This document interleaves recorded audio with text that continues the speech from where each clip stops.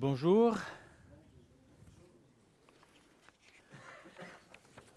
Pour ce dimanche de Pentecôte, nous faisons une entorse à l'Épître aux Hébreux, mais on reste quand même dans le thème d'une spiritualité renouvelée.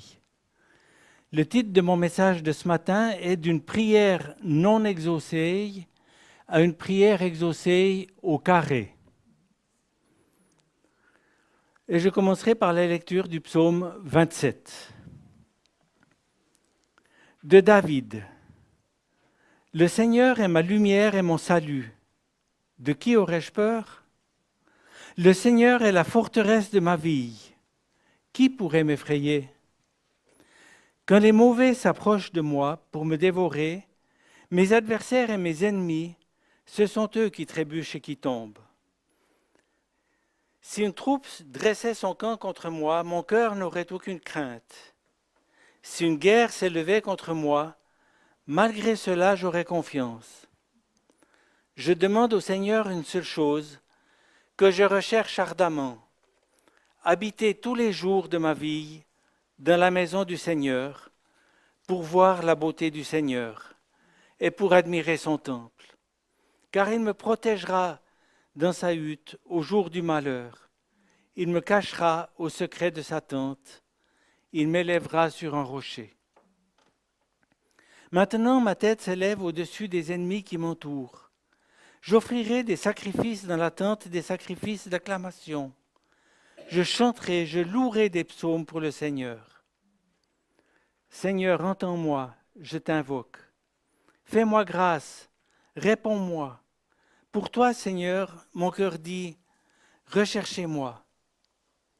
Je te recherche, Seigneur, ne te détourne pas de moi.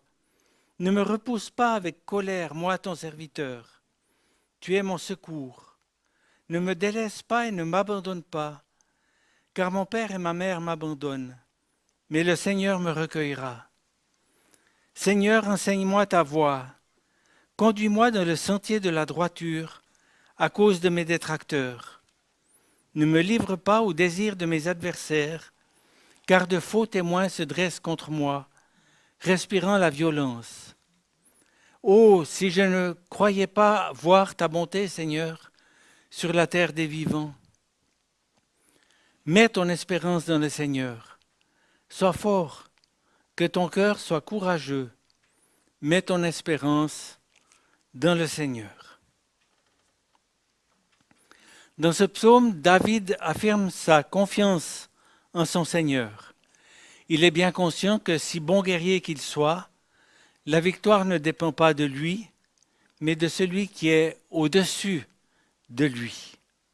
C'est sur le Seigneur qu'il veut s'appuyer, c'est de lui qu'il veut s'approcher, près de lui qu'il veut demeurer.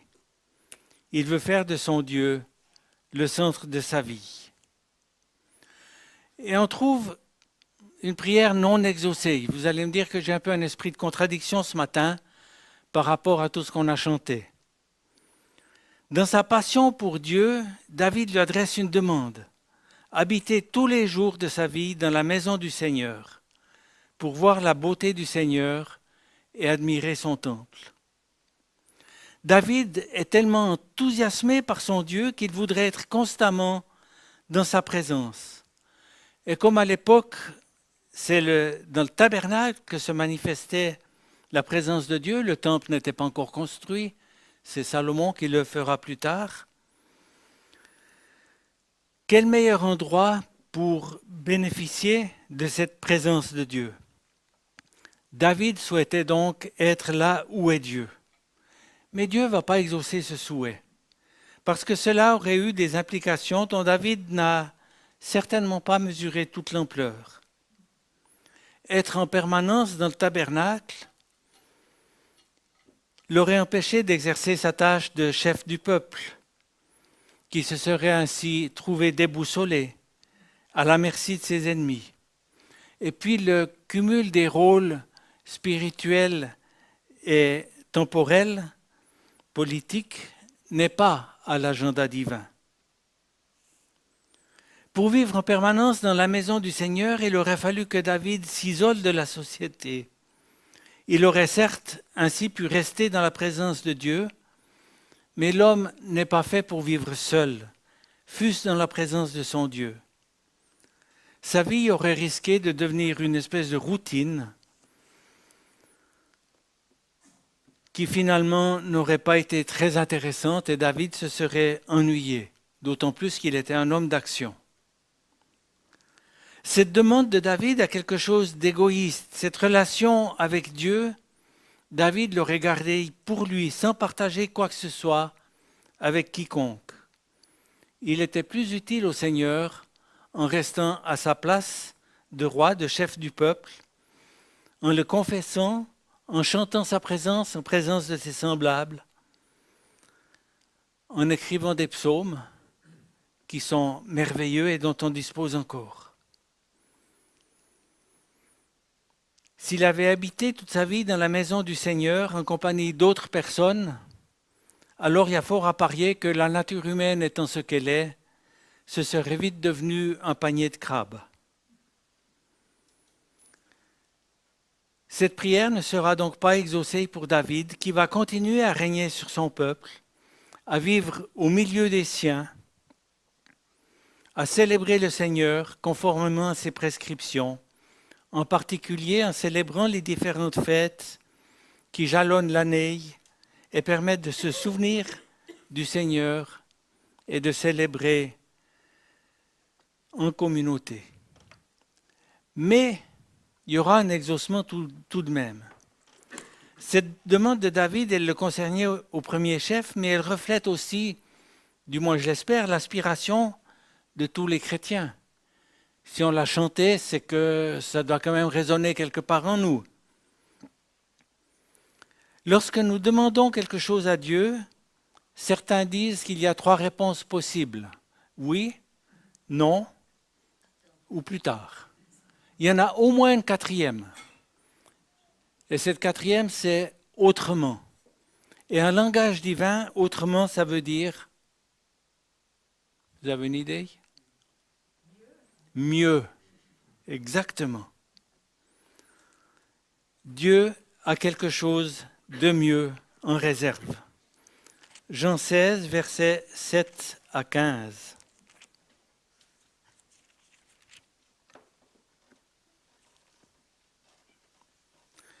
Cependant, moi, je vous dis la vérité. Il est avantageux pour vous que moi je m'en aille. Car si je ne me vais pas, le défenseur ne viendra pas à vous. Mais si je m'en vais, je vous l'enverrai. Quand il sera venu, lui, il confondra le monde en matière de péché, de justice et de jugement. En matière de péché, parce qu'ils ne mettent pas leur foi en moi. En matière de justice, parce que je m'en vais vers le Père et que vous ne me verrez plus. En matière de jugement, parce que le prince de ce monde est jugé. J'ai encore beaucoup à vous dire, mais vous ne pouvez pas le porter maintenant. Quand il viendra, lui, l'Esprit de vérité, il vous conduira dans toute la vérité, car il ne parlera pas de sa propre initiative, mais il dira tout ce qu'il entendra, et il vous annoncera ce qui est à venir. Lui me glorifiera, parce qu'il prendra de ce qui est à moi pour vous l'annoncer. Tout ce que le Père a est à moi. C'est pourquoi j'ai dit qu'il prendra de ce qui est à moi pour vous l'annoncer. Et 1 Corinthiens 6, 19.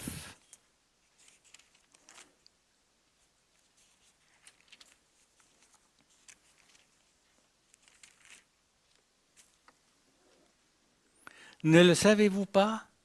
Votre corps est le sanctuaire de l'Esprit Saint qui est en vous et que vous tenez de Dieu. Dans son exaucement, Dieu inverse les rôles. C'est pas toi qui vas venir habiter chez moi, c'est moi qui vais venir habiter chez toi. Et c'est un monde de différence. Le fait que ce soit le Seigneur qui vienne chez nous plutôt que nous qui allions chez lui signifie que sa présence n'est pas dépendante d'un lieu particulier, de rites à accomplir pour nous approcher de lui. Il est là où que nous soyons, quoi que nous fassions. nous pouvons être en permanence dans sa présence. La prière de David est ainsi exaucée bien au-delà de ce qu'il demandait.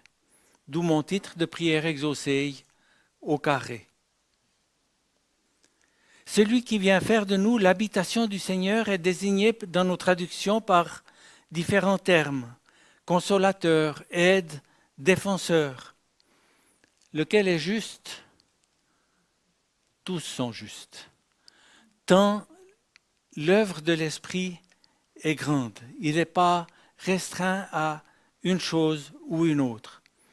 L'Esprit est tellement polyvalent que certains traducteurs ne se sont pas fatigués à traduire. Ils ont simplement repris le mot hébreu, le mot grec, paraclète. Paraclète est composé de deux termes, kaléo, appelé, et para, aux côtés d'eux. Donc l'Esprit est celui qui est appelé à notre côté. Et il n'est pas seulement appelé, mais il vit vraiment avec nous. Jean 14, 16 ne parle pas simplement du paraclète, mais d'un autre paraclète. Ah, un autre. Donc, quel est l'autre? Quel est le premier? Une idée? Le premier paraclète, c'est Jésus lui-même. Jésus qui est venu pour être aux côtés des hommes, parmi les hommes. Jésus qui a œuvré en son temps parmi les hommes. Et le Saint-Esprit est là pour poursuivre son œuvre. Et alors que de par sa nature humaine, Jésus était limité dans l'espace, il pouvait être à une place, mais pas une deuxième en même temps, l'Esprit, lui, peut être partout en même temps. Peut être en chacun de ceux qui ont reconnu Jésus comme leur Seigneur et Sauveur. Alors notre responsabilité pour être dans la présence de Dieu ne consiste pas à nous enfermer dans le temple pour jouir de sa présence, mais à le laisser agir en et par nous. Nous n'avons pas à être physiquement en un lieu défini pour connaître sa présence, mais nous devons toutefois être mentalement présents à la présence de celui qui est en nous. Ça joue, présent à la présence. Et pour cela, il faut faire des choix tels que orienter nos pensées vers le Seigneur, vers sa parole, nous éloigner du mal, nous ménager aussi des temps particuliers réservés à la rencontre entre quatre yeux, comme on dit, avec lui, le reconnaître dans sa création, dans ses œuvres, dans son action. Le fait qu'il est avec nous fait aussi que nous pouvons nous adresser à lui à tout moment. Une difficulté survient ou une tentation, on peut lui lancer un SOS. Nous échappons à une difficulté, à une tentation, nous pouvons lui dire immédiatement notre reconnaissance et rester ainsi en communion avec lui. En pratique, ce n'est pas toujours aussi simple. Il est là. C'est un acquis que nous ne pouvons pas remettre en question. Mais nous avons toutes sortes de préoccupations, plus ou moins légitimes, qui nous éloignent de cette communion avec lui, ou devrais-je dire de cette communication. Je crois toutefois que nous n'avons pas à penser en permanence et uniquement à Dieu. Imaginez un peu ce qui se passerait si Michel, quand il est aux commandes d'un de ses Airbus, au lieu de se concentrer sur les manœuvres d'atterrissage, ne faisait que penser à Dieu et se remémorer des versets bibliques. J'aimerais pas trop être dans l'avion. Ou si un chirurgien qui doit nous opérer faisait la même chose. Je m'assurerais d'avoir un chirurgien athée avant de me faire opérer. Je vois le Saint-Esprit plutôt comme un de ces programmes informatiques qui tournent en arrière-plan sur nos ordinateurs.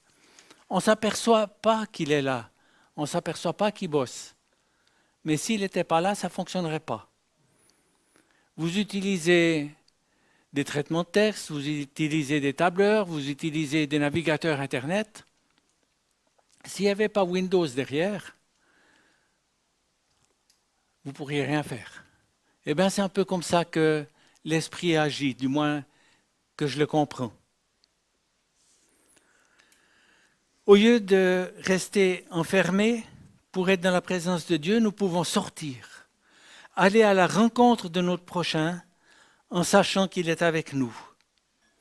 C'est lui, l'Esprit, qui nous accompagne dans nos relations, qui nous permet de rendre témoignage, qui nous rend aptes à discerner et à accomplir les bonnes œuvres qu'il a préparées d'avance pour nous. Voir Éphésiens 2:10. Quoi que nous fassions dans nos activités quotidiennes, nous pouvons le faire avec celui qui ne veille ni ne dort. Psaume 121:4. Et si nous pouvons appliquer 1 Corinthiens 10:31, quoi ainsi, soit que vous mangiez, soit que vous buviez, ou quoi que vous fassiez, faites tout pour la gloire de Dieu. C'est parce que l'Esprit est en nous.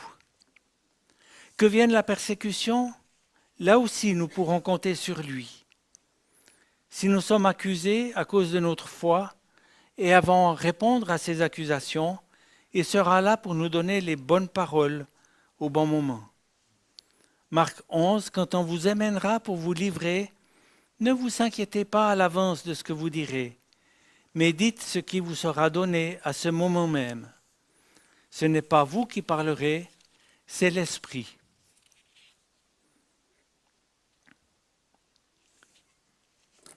Où est-ce que j'en suis ?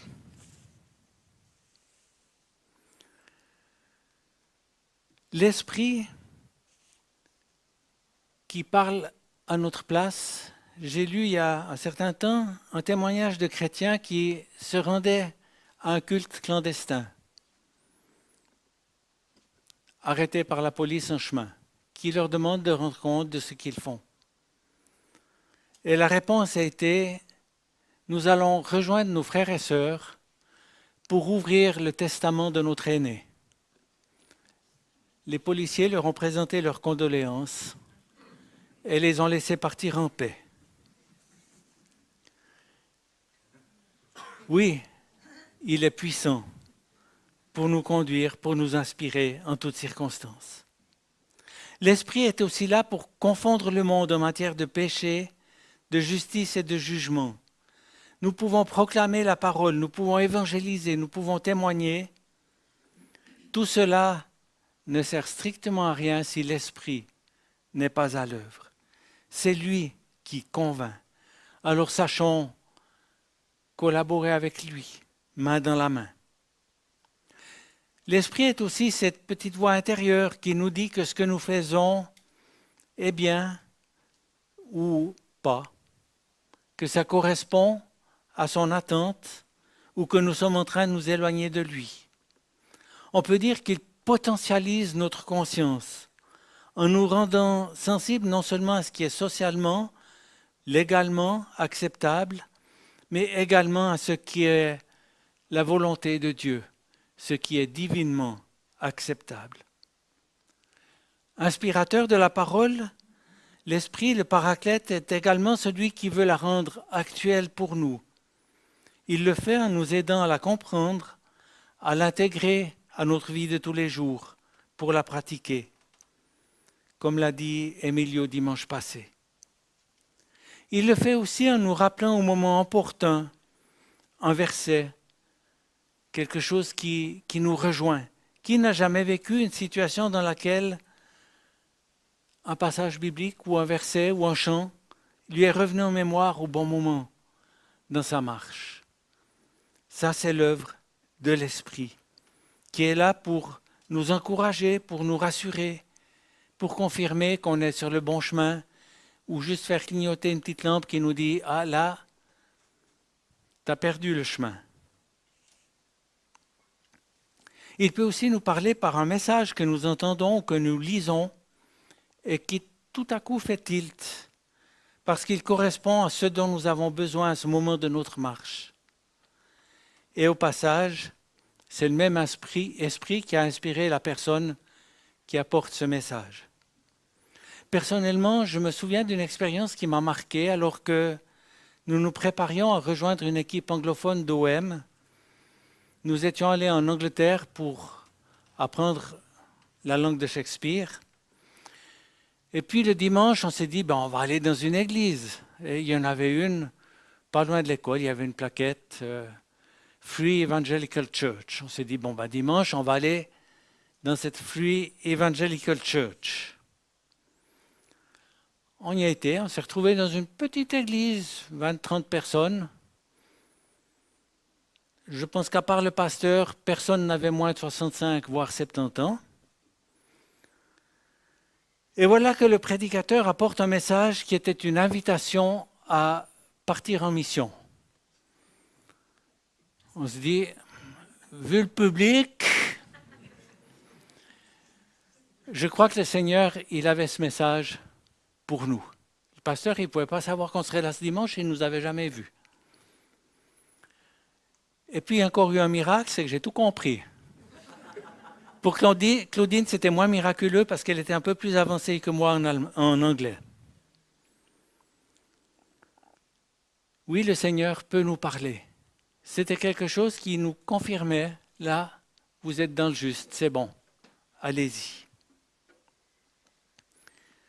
Romains 8, 26-27, de même aussi l'Esprit vient au secours de notre faiblesse, car nous ne savons pas ce qu'il convient de demander dans nos prières. Mais l'Esprit lui-même intercède par des soupirs inexprimables. Et celui qui sonde les cœurs sait à quoi tend l'Esprit. C'est selon Dieu qu'il intercède en faveur des saints. Vivant en nous, l'Esprit est sans doute la personne qui nous connaît le mieux.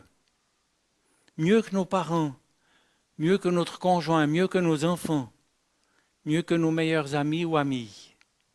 À ce titre, il est le mieux placé pour savoir ce dont nous avons besoin et pour intercéder pour nous.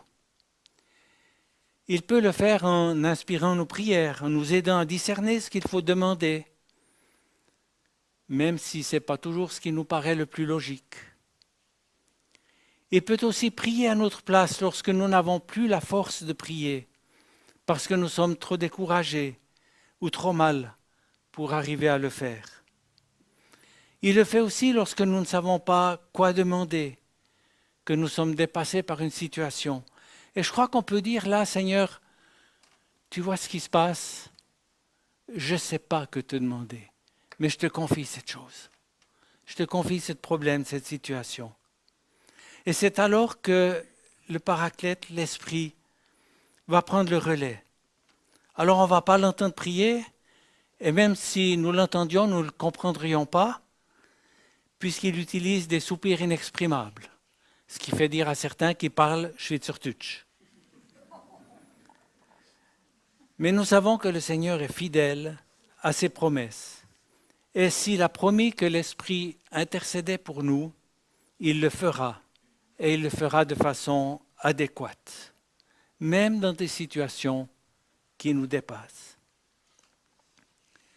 Une autre fonction du Saint-Esprit est de nous rendre capables de servir le Seigneur, en particulier en nous communiquant des dons divers et variés. On en trouve des listes en Corinthiens 12 et en Romains 12, et je pense que la distribution de ces dons tient compte de notre personnalité, de nos dons naturels, sur lesquels il se greffe et qu'il peut potentialiser. Je ne vais pas m'étendre sur ce sujet, puisqu'il n'y a pas si longtemps qu'on a eu toute une série sur les dons. Alors pour conclure, le but de la présence de l'Esprit en nous, c'est de glorifier Dieu en nous permettant d'être constamment dans sa présence et de le servir avec des capacités qui ne sont pas uniquement les nôtres. Il est toujours là, mais il ne s'impose pas. À nous de le laisser agir pour qu'il se sente bien dans notre corps qui est son temple. Amen.